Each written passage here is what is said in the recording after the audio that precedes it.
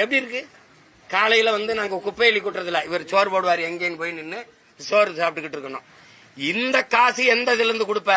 இவ்வளவு பணம் இவ்வளவு இருக்கிற நீ இந்த சலுகை அறிவிக்கிற நீ அவன் கேட்கறத கொடுத்துட வேண்டியதானே.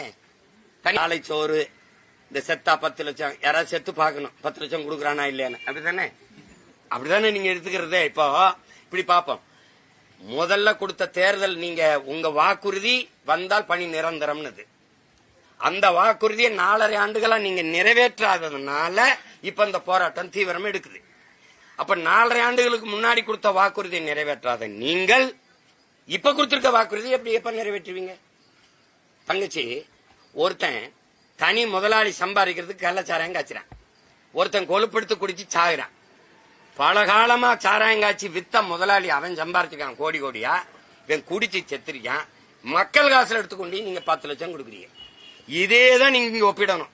ஒரு முதலாளியின் லாப தேவைக்கு நான் போய் உழைக்கணும், அரசு அவனுக்கு காசு கொடுத்துரும், டெண்டர் கொடுத்துரும், ஒப்பந்தம் கொடுத்துரும். ஒரு மாசத்துக்கு 270 கோடினா 10 மாசத்துக்கு 2700 கோடி.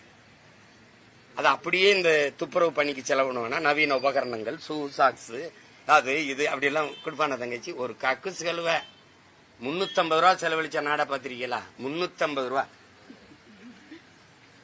எப்படி இருக்கு பாருங்க. ஒரு கிலோ குப்பைக்கு 12 ரூபா போடுது. ஒரு கிலோ குப்பை அள்ளுறதுக்கு 12 ரூபா. குப்பைய கூட அள்ள முடியாது. அப்போ குப்பை அள்ள முடியாது, தோத்து போயிருது. அந்த நிர்வாகத்தை நான் செய்ய முடியாது, கல்வியை கொடுக்க முடியாது, நான் செய்ய முடியாது, தனியார் தான். மருத்துவத்தை கொடுக்க முடியாது. பள்ளிக்கு வர பிறப்பு வீதம் குறையுது, தனியார் பள்ளிக்கு போக பிறப்பு வீதம் எப்படி கூடுது?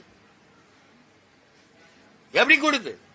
இதுக்கு பள்ளி கல்விக்கு ஒரு துறை, உயர்கல்விக்கு ஒரு துறை, கால்நடைக்கு ஒரு துறை, பால் வளத்துக்கு ஒரு துறை, எதை பற்றி இங்க வளப்படாம கமிஷன் வாங்குறதுக்கு ஒரு துறை.